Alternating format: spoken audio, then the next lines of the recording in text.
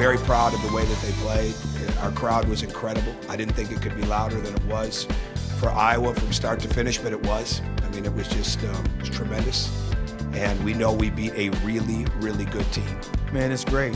I felt like, we had a couple lulls, a couple losses here and there. But I felt like we bounced back from those losses really well. And it's helped us win these games as of late for us. We've stayed with it. We've got a very communicative team, I feel like. We're always talking to other teams' tendencies. What these guys do, we listen to each other. You got to give them credit, though. I thought their pressure bothered us, what they got into us. They made it difficult for us to catch.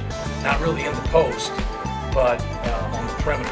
Anytime you can't catch on the perimeter, you can't break people down, and it's going to make it harder to get to the rim. Hello and welcome to Assembly Hall for another edition of Hoosier Quick Hits. I'm Brandon Farkas alongside Dimitri Bubaris. And the Indiana Hoosiers just defeated the Purdue Boilermakers 77-73 here at their home court. The Hoosiers are now 12-3 in Big Ten play. Hoosiers got off to a hot start. Yogi Ferrell and Troy Williams each with 14, which actually tied the Boilermakers total at the break. Just talk about the hot start that the Hoosiers had there in the first half. Well, the big stat category to look at is points off of turnovers. Indiana in the first half, 16, Purdue 0. Large part of that was because Purdue turned the ball over 8 times, Indiana only once.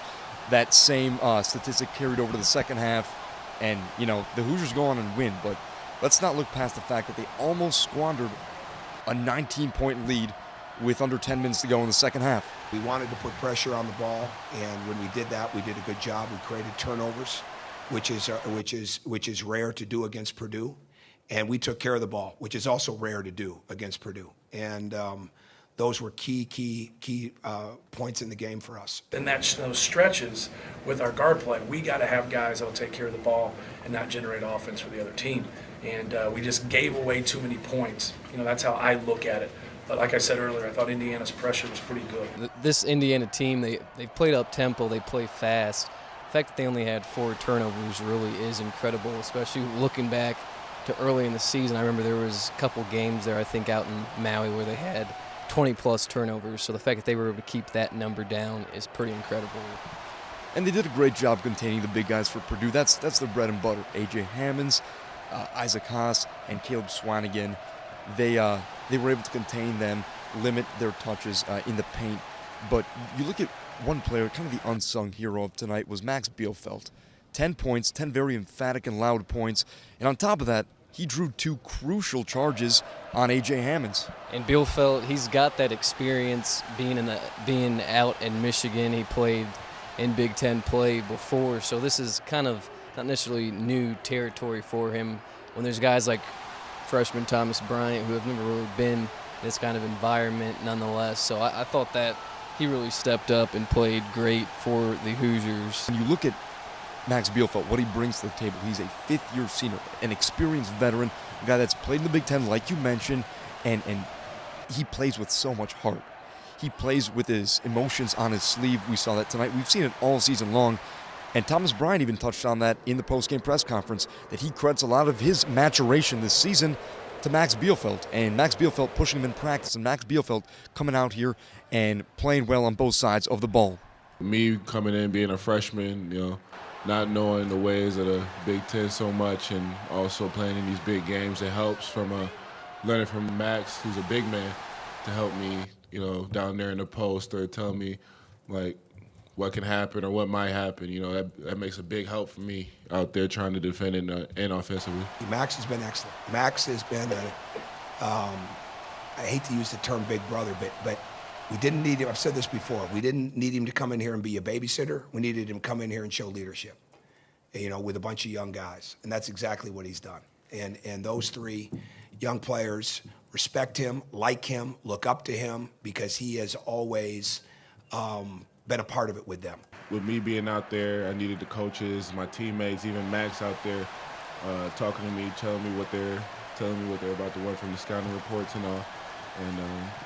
And we just did our best out there guarding their big men, Hammonds and Haas are two big guys, and they're very talented down there in the low post. And I just tried to do everything I could, and so did Max. And Dimitri, as you mentioned earlier, the big men for Purdue with Caleb Swanigan, Isaac Haas, and A.J. Hammonds all shot at a very efficient clip.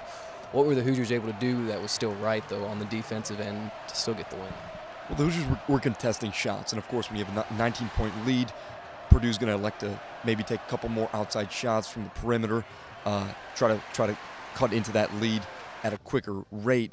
But Indiana wasn't letting Purdue get anything easy. To me, that was the key.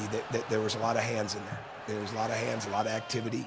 The post defender didn't feel like he was in there by himself, because they capitalized when he was in there by himself. And a couple of times we gave too deep a position, and a couple of times we didn't put enough hand pressure on the ball.